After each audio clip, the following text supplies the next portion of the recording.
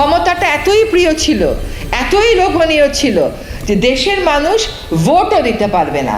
দেশের রাজনৈতিক ভবিষ্যৎ নির্ধারণে আসন্ন ত্রয়োদশ জাতীয় সংসদ নির্বাচন ও গণভোট ঘিরে যখন জনমনে নাদামুখী আলোচনা, তখন গুরুত্বপূর্ণ বার্তা দিলেন তথ্য ও সম্প্রচার উপদেষ্টা সৈয়দা রিজওয়ানা হাসান। তিনি জানিয়েছেন, নির্বাচন কমিশন ও সরকার উভয়ই সম্পূর্ণ প্রস্তুত। রোববার সন্ধ্যায় রংপুর জেলা শিল্পকলা একাডেমি মিলনায়তনে একটি মতবিনিময় সভায় যোগ দেওয়ার আগে সাংবাদিকদের সঙ্গে আলাপকালে তিনি এ মন্তব্য করেন।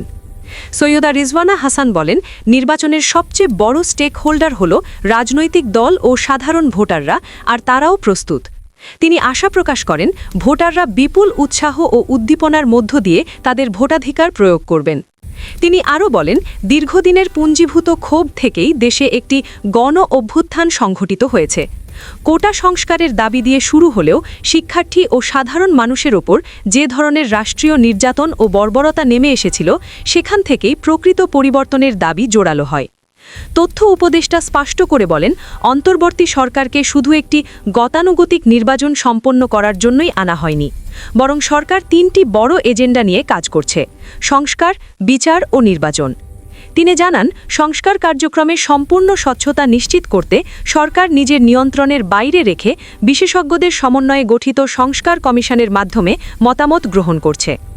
জুলাই গণ অভ্যুত্থানের শহীদদের স্বপ্ন বাস্তবায়ন এবং গণতান্ত্রিক যাত্রার নতুন সূচনা করতে আসন্ন গণভোটে হ্যাঁ ভোট দেওয়ার জন্য জনগণের প্রতি সুচিন্তিত সিদ্ধান্ত নেওয়ার আহ্বান জানান তিনি।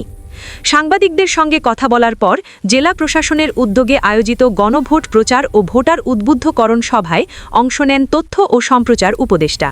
এতে উপস্থিত ছিলেন বিভাগীয় ও জেলা পর্যায়ের শীর্ষ প্রশাসনিক ও আইন শৃঙ্খলা বাহিনীর কর্মকর্তারা। 2 দিনের সফরে তথ্য উপদেষ্টা আজ নীলফামারী ও রংপুরে অবস্থান করছেন। আজ রাত 9টার দিকে সার্কিট হাউসে তার সঙ্গে চীনের রাষ্ট্রদূতের সাক্ষাৎ হওয়ার কথা রয়েছে। সফরের দ্বিতীয় দিনে তিনি তিস্তা নদীর ভাঙনপ্রবণ এলাকা পরিদর্শন করবেন।